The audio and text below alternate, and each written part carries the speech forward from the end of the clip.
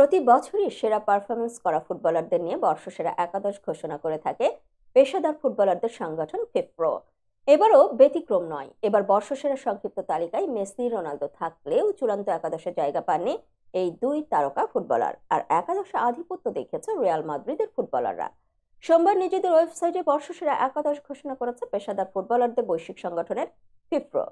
17 বছরের ইতিহাসে প্রথমবার এই একাদশ থেকে বাদ পড়েছেন লিওনেল মেসি। এবারের 11 জনের মধ্যে সবচেয়ে বেশি 6 জন রিয়াল মাদ্রিদ থেকে। আর ইংলিশ প্রিমিয়ার লিগের চ্যাম্পিয়ন ম্যানচেস্টার সিটির আছেন 4 জন। 70টি দেশের 21,000-এর বেশি ফুটবলারের ভোটে প্রতি বছরের সেরা একাদশ ঘোষণা করে সংস্থাটি। সর্বোচ্চ 11,176 জনের ভোট পেয়েছেন রিয়ালের তারকা মিডফিল্ডার জুড বেলিংহ্যাম।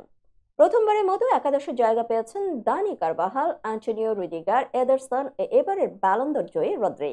মেসিকে পেছনে ফেলে আক্রমণ ভাগে জায়গা করে নিয়েছেন সময়ের সবচেয়ে আলোচিত 3 forward Erling Haaland, Kylian Mbappe ও ভিনিসিয়াস জুনিয়র। রিয়াল ও সিটির বাইরে জায়গা পেয়েছেন কেবল একজন Liverpool Dutch defender Virgil van Dijk.